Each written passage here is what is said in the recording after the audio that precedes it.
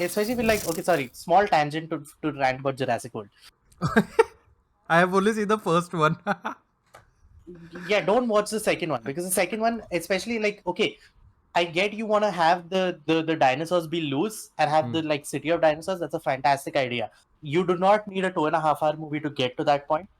And oh my god, the motivation for why the dinosaurs get loose. I don't know if you know anything about it. No, it's fine. No, you can tell me. What is it?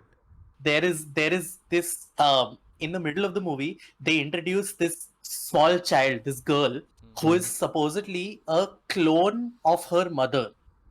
So Okay. that mansion that they're in and the whole second half of the movie is owned by some big guy. Sorry, I think John Hammond's like business partner or something who appears out of nowhere. By the way, he's just introduced in this movie like, oh, John Hammond. By the way, he had a business partner. This is his house. Fuck you. So this is his technically his granddaughter or something. Okay. And she is a clone of her mother. So that Okay. cloning thing which Hammond and all use for the dinosaurs, he used this On for his humans. granddaughter. Okay. So she's not technically a real human, but they treat her like a real human. She has emotions or whatever. And there is I think like the place, the basement of this mansion is where a lot of the dinosaurs are captured and kept from Isla Nublar or whatever. That's where the whole story starts. Like they're being captured to Okay. to be auctioned off.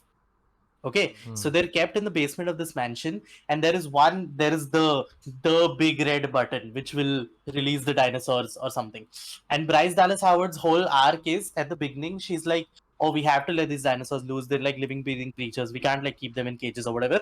And her whole arc comes. She's about to press the button, and then she realizes, okay, if they are living, breathing creatures, so are the people who will be affected by this if we let them out.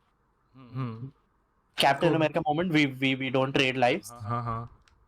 So she goes away from the button. And it's like, oh, that is a pretty good arc at the end of this complete shit movie. And then that little girl goes and presses the button to release the dinosaurs because she's like, oh, they're living and breathing. Just like me. Oh, bro. I had heard things about this movie. I had heard that it takes place in a mansion. The second half is very tonally weird. But Yeah, then that's right. Only it goes from like adventure dinosaur movie to monster movie in a mansion. yeah, that's what I And have it's not heard. directed very badly because this guy who directed it is like a horror movie director only. Okay. So like some of the horror elements are actually pretty well directed, but like everything else in this movie is just so dumb. You let the dinosaurs out because they're living and breathing like you. You're not even real. You're a clone. And that's why we have this third movie. And Colin Trevorrow, who, by the way, the best filmmaker of all time, Colin Trevorrow, he's like, yeah. So somebody in the interview, someone was interviewing him, and they asked him like, "Oh, so it seemed like this was an idea which you wanted to do from the beginning," and he's like, "Yeah, that was the idea, but we felt like we needed a whole other movie to get to this place."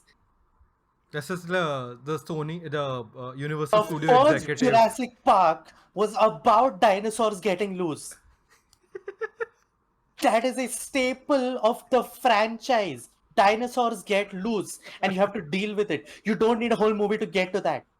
That too in like the stupidest way fucking imaginable. Are you fucking kidding me?